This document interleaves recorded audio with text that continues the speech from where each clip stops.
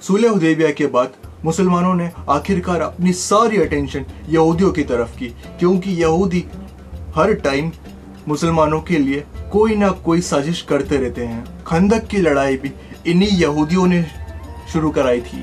हुदैबिया से पहले इन यहूदियों पर हमला करना इम्पॉसिबल था, क्योंकि मुसलमान अगर इन पर हमला करने का सोचते तो मक्का वाले मुसलमानों पर हमला कर सकते थे। हुदैबिया के एग्रीमेंट के बाद मक्का वालों से कोई भी लड़ाई नहीं होनी थी, तो यहूदियों से पीछा छुड़ाने का ये बेस्ट टाइम था।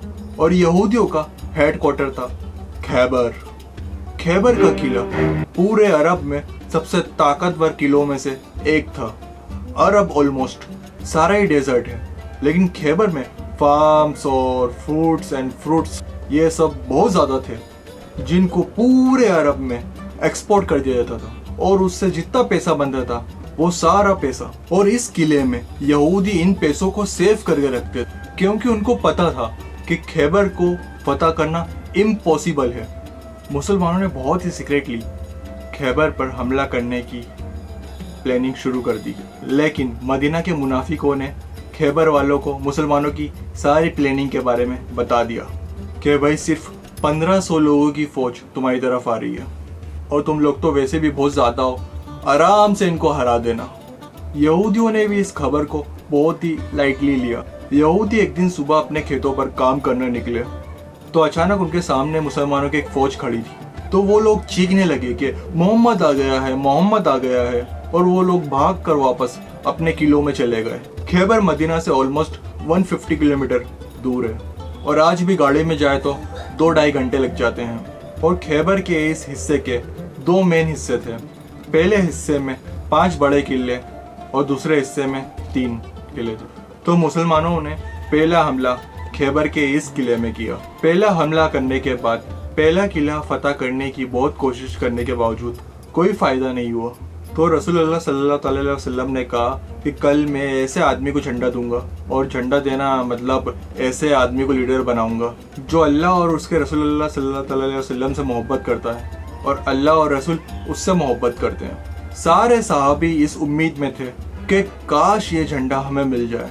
इवन हजरत उमर रजी अल्लाह ताला अन्हु ने कहा, मैंने कभी भी जिंदगी में लीडरशिप की ख्वाहिश नहीं की सिवाय खैबर के इस दिन के। रसूलुल्लाह सल्लल्लाहु अलैहि वसल्लम ने सारे बड़े उम्र के सहाबा छोड़कर झंडा सिर्फ 29 ईयर ओल्ड झंडा सिर्फ अली बिन अबू तालिब के हाथ में दिया। तो हजरत अली ने खुश होकर कहा कि मैं आखिरी दम तक इनसे लड़ूंगा। फिर रसूलुल्लाह सल्लल्लाहु अलैहि वसल्लम ने कहा कि टेक इट इजी, इनको इस्लाम की दावत दो। इनमें से एक शख्स भी तुम्हारी वजह से इस्लाम कबूल करता है तो ये हमारे सारे ऊँटों से बेहतर है।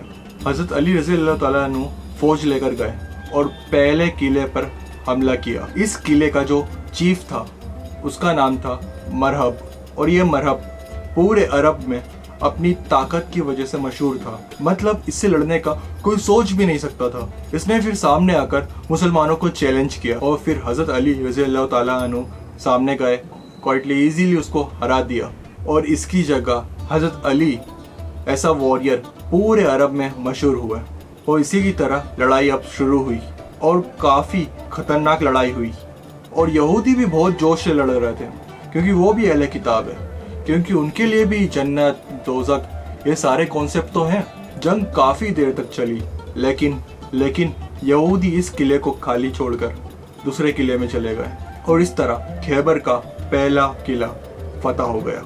3 दिन तक मुसलमान इस दूसरे किले को फतह नहीं कर पाए, क्योंकि अगेन यहूदियों ने बहुत सख्त लड़ाई की, और आखिरकार यहूदी इस किले को छोड़कर 3rd किले की तरफ गए। तीसरा किला भी बहुत दिनों तक फतह नहीं हुआ, और मुसलमान हैरान थे कि हमने इनके सारे खाने पीने के रास्ते तो बंद कर दिए, फिर भी ये बाहर आके लड़ क्यों नहीं रहे। फिर एक दिन एक यहूदी जासूस जो कि मुसलमानों के लिए जासूसी करता था, फिर उसने आके बताया खैबर के ये किले बहुत पुराने हैं, और यहूदियों ने इन किलों के नीचे सीक्रेट रास्ते बनाए हुए हैं, और इन रास्तों को यूज करके यहूदी इन किले के अंदर पानी ला रहे हैं, और मुसलमानों ने वो रास्ता जाकर बंद कर दिया। और कुछ ही देर बाद यहूदी इस किले से बाहर निकल गए और फिर मुसलमानों से लड़ने लगे।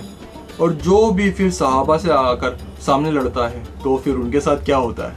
3 किले फतह करने के बाद चौथा किला इसी तरह मुसलमानों ने फतह कर लिया और यहूदी चौथे किले को भी छोड़कर 5वें किले आखिरी किले पर चले गए। 5वां किला फतह करना इम्पॉसिबल था क्योंकि ये एक पहाड़ के ऊपर बना हुआ था और जो भी इसके पास जाता यहूदी उसको तीर मार मार के भगा देते और यहूदियों ने अपने औरतों और बच्चों को भी इसी किले में रखा था और यहूदियों का सारा माल, गोल्ड, सिल्वर, एवरीथिंग, सारा कुछ इसी किले में पड़ा हुआ था।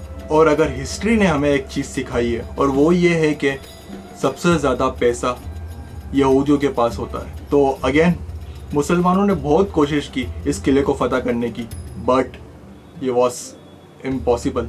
यहाँ पर जब और कोई रास्ता नहीं था तो रसूलुल्लाह सल्लल्लाहु अलैहि वसल्लम ने टेक्नोलॉजी का फुल यूज करते हुए रैम्स और कैटिपल्स को सामने किया और यहूदियों पर बमबारी शुरू कर दी और इस किले की दीवारें तोड़ने लगे और बहुत कोशिश करने के बाद आखिरकार किले की एक साइड की दीवार गिरने लगी और ये देखते ही मुसलमानों ने फुल फ्लैश हमला करना शुरू कर दिया और यहूदी बच्चे, औरतें, गोल्ड, सिल्वर सब छोड़ के वहां से किले के दूसरे हिस्से में भाग गए। और यहाँ पर कुछ हिस्टोरियंस कहते हैं कि आखिरी के 3 किलों ने सरेंडर किया और कुछ कहते हैं कि 2 ने सरेंडर किया और एक के साथ लड़ाई हुई, but that is the matter. Khyber फतह हो गया। आखिरकार यहूदियों से सख्त लड़ाई के बाद यहूदियों ने सरेंडर कर दिया और रसूलुल्लाह सल्लल्लाहु अलैहि वसल्लम ने इनको माफ़ कर दिया। लेकिन खैबर में जितने भी फूड्स और फ्रूट्स की प्रोडक्शन होती है उनका हाफ मुसलमानों को देना होगा, जिस पर यहूदियों ने खुशी से एग्री किया।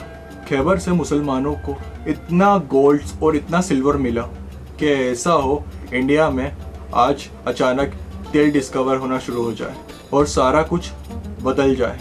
इवन हजरत उमर रजी अल्लाह ताला अन्हु ने कहा कि हिजरत के 7 साल बाद खैबर में हमने पेट भर के खाना खाया और जो लोग मक्का से हिजरत करके मदीना आए थे और उन्होंने अपने मदीना के भाइयों को पैसे वापस कर दिया और खैबर की इस जीत में मुसलमानों को एक गरीब कम्युनिटी से अरब की पावरफुल और रिच कम्युनिटी में से एक बना दिया। अब यहाँ पर एक क्वेश्चन है, अरब में इतने यहूदी आए कहाँ से और मक्का में तो एक भी यहूदी नहीं था और सारे यहूदी मदीना और इसके आइट साइड में क्यों रहते थे। और ये एक 1000 साल पुरानी कहानी है। So subscribe.